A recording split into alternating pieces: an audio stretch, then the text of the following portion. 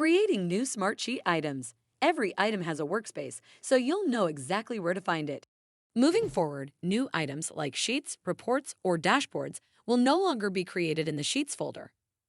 If you are starting from the Sheets folder, or if you haven't selected a specific workspace, the Create button and Create menu will direct you to the Create page where you can select a template and its workspace to work from, or create that item in a new empty workspace. If you're starting from a specific workspace, anything you create will live in that workspace. If you're recovering a deleted item, it will return to its original workspace, keeping your projects right where they belong. But note that these items will be returned to the root level of the workspace and not to any subfolders. For a limited time, the Sheets folder will still exist, and you will still see any recovered Smartsheet item originating from the Sheets folder be restored to the Sheets folder instead of to a workspace.